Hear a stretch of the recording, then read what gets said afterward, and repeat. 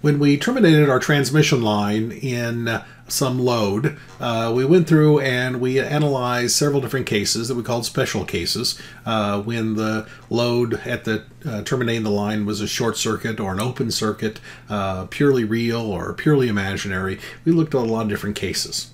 One case we looked at was a special case where the load was purely real and numerically equal to the characteristic impedance of the transmission line. We called that the matched load. I emphasized at that time the fact that it was a matched load had nothing to do with a conjugate match. This idea that when we look to the left from where energy is flowing, and we look to the right to where energy is flowing, in any circuit we can replace it with an equivalent source and an equivalent load, and we find that if the source impedance and load impedance are related by complex conjugate, then all of the available power of the source is being delivered to the load. We call that a conjugate match. To determine whether we had a conjugate match, of course, we would have to have both a source and a load. And therefore, if we had a, quote, matched load, we could not determine if we had a conjugate match because, of course, there was no source defined, only the load. Again, I emphasize the fact that we have a matched load has nothing to do with whether we have a conjugate match or not. We might in a certain circumstance, or we may not.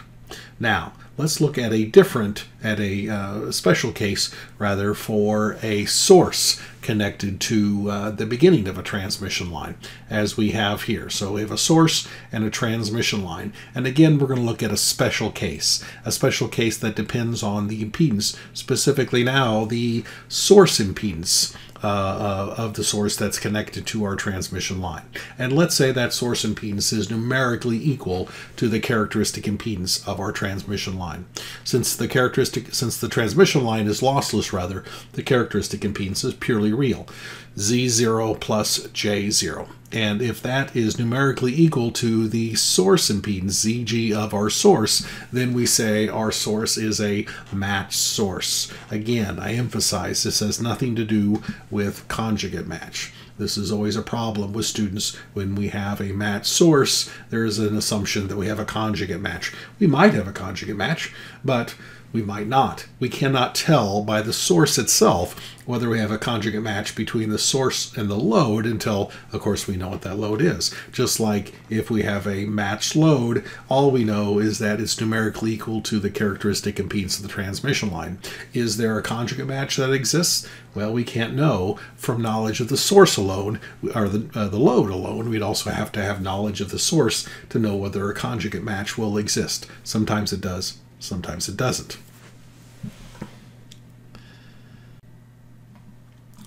Let's look at the resulting value of complex wave amplitude V0 plus, a complex number, under the condition that the source impedance ZG is a matched source. It's numerically equal to Z0. Remember, we solved for this V0 plus, and it had two terms. The first term that depended on the open circuit source voltage, VG, and a second term that depended on the value of the complex wave amplitude V0 minus. In other words, the wave that is propagating from the source, the plus wave, depends on the value of the wave propagating toward the source, the minus wave. We're going to go through here and evaluate this now at a value of ZG is equal to Z0. And we do that, we find that things start to drop out. ZG is equal to Z0. Well, the numerator here, and therefore the whole term, goes to 0. We're left with this, and this simplifies even further into this simple result. The case where ZG is equal to Z0 greatly, vastly simplifies our mathematics. But we look at that mathematics that is simplified, and we hopefully can pick up on a profound result with respect to the physical behavior when we have a matched source. If we look at V0 plus in general, where ZG is some arbitrary value, we find V0 plus depends on all the elements of the circuit that it's attached to. Depends on VG, it depends on ZG, the source elements, but it also depends on Z0. And it also depends on V0 minus, the complex wave amplitude of the wave propagating back toward the source. So it depends on many different things. Yet if ZG is equal to Z0, it simplifies down where the result depends virtually only on the value of VG itself, the open circuit voltage. It's VG divided by 2 times this value, the complex exponential, which is just a phase term, and a phase term that depends on arbitrarily what we set the index ZG to be, the position purple index ZG.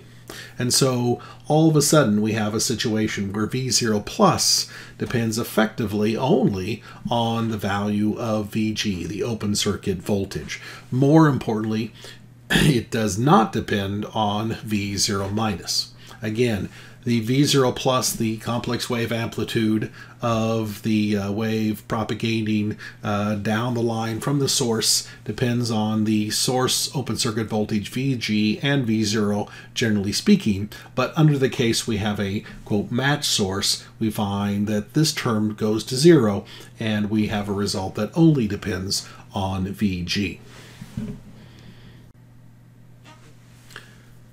Then for this special case, where the source impedance is numerically equal to Z0, this matched source, in this case alone, we can apply this sort of causal reasoning that oftentimes students will apply to the more general case, erroneously apply to the more general case. If we have a matched source, it turns out that the plus wave voltage is dependent completely on that matched source. It is independent on the minus wave. In other words, it's independent on the load that's connected to the other end of the line. In this case alone, we can make a causal argument that the source creates the plus wave, and only the source creates the plus wave. And that plus wave then interacts with the load, and then the load will take the plus wave and create a minus wave, the reflected wave. So the source at the beginning of the line will create a plus going wave. When that plus going wave hits the load, that will create a reflected wave. That is the causal sequence that happens when we have a matched source. But we can only apply that causal sequence when we have that matched source. More general sources, again, we talked about the plus wave and the minus wave being coupled. They bounce back and forth, and we cannot say which one is the cause and which one is the effect. They simply are coupled and related by that expression with those two terms. Oh, I'm sorry. So let's go through and express then the plus wave voltage as a function of position. So this is the voltage manifested by the plus wave propagating in the direction of increasing Z, away from the source down toward the load at the other end, and we can write that expression in this form. And we're done. Again, notice there's no unknowns involved in this expression. There's no V0 minus. There is no value that depends on the load at the other end. We don't need to know what the load at the other end is. If we know what the source is, I should say, if we know that the source is a matched source, then immediately, only under that condition, can we write exactly what the plus wave voltage is without any other knowledge about what is connected to the other end of the transmission line. So for the case of a matched source where the source impedance is numerically equal to Z0, we know explicitly what the plus wave voltage is. Again, we don't need to know what is attached at the other end of the line where the load is. We don't need know the load impedance to know the plus wave voltage everywhere. And that includes at the location at the load. So if we evaluate the plus wave voltage at the location where the load is, at the in the line, however we denote that index, we evaluate it and we get this result. VG over 2 times a complex exponential E to the minus j beta L, basically the phase electrical length rather of the transmission line beta L. That becomes the phase shift from the value of VG over 2. More importantly, if we evaluate that plus wave voltage at the beginning of the line where the source is, again with the index we call ZG, what we find if we insert in here, we get a value of simply VG over 2. And this is a very important result. If our source is a match source, if our source is numerically equal to Z0, and we connect that to a transmission line whose characteristic impedance, of course, is Z0, then not only do we know the plus wave voltage everywhere on the transmission line, we know that the plus wave voltage at the beginning of the line, where that source is connected, is simply equal to VG divided by 2. Complex number because VG is, but that's the end of the story. That is the value at that location. This is going to be a very helpful result, something that's really going to come in handy when we start analyzing circuits. What we'll find is these match sources are not simply an academic artifact that are interesting to analyze. They are something that are very helpful and useful in microwave engineering. So oftentimes we have, or at least approximately have, match sources whose source impedance is numerically equal to Z0. And under those conditions, we know the plus wave voltage, not the total voltage, but we know the plus wave voltage is always going to be equal to VG over 2. What is the total voltage when we use a match source? Again, we don't know. To know the total voltage, we would need to know what the minus wave voltage is. And to know the minus wave voltage, we need to know what the load is on the other end of the line. Again, the source creates the plus wave voltage if it's matched, and the plus wave voltage then creates the reflected wave, the minus wave, depending on the value of gamma L. We need to know gamma L. One thing in this, I wrote this down and I realize I should say somewhere in here, this is true if the source impedance is matched, if the source impedance is numerically equal to Z0. This is only true under that condition. This is for the very specific case where the source impedance is numerically equal to Z0. In all other sources that are not quote-unquote matched, we find that this would not be the case.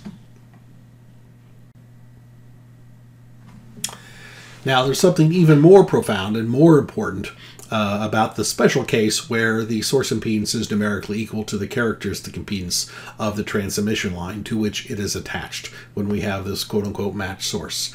All right, we know what V0 plus is in that condition. We know what the if we have a matched source, and we can use that then to determine the power associated with the plus wave. The wave propagating down the line in the direction of increasing Z, we know that the power associated with that is V0 plus magnitude squared divided by 2Z0.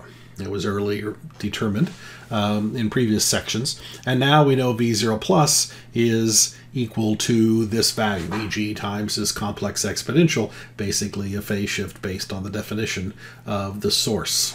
Well, the magnitude of this, of course, is simply the magnitude of Vg squared. And so the plus wave power is the magnitude of Vg squared divided by 8Z0 if we have a matched source. If we have a matched source, this is the power associated with the incident wave, the power propagating in the direction of increasing Z.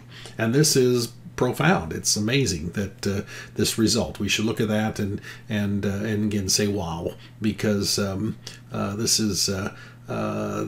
is quite a result.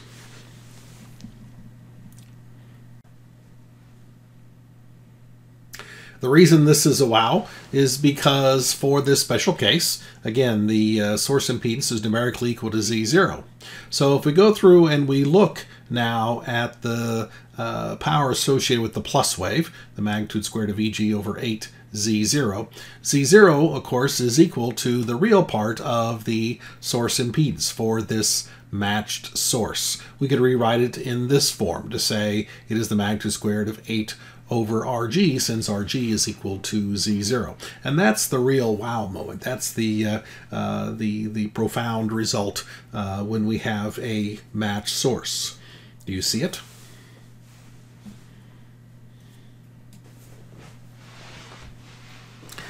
If we look closely at this result, hopefully you recognize that this result, the power associated with the plus wave for this matched source, is also numerically equal to the available power of that matched source.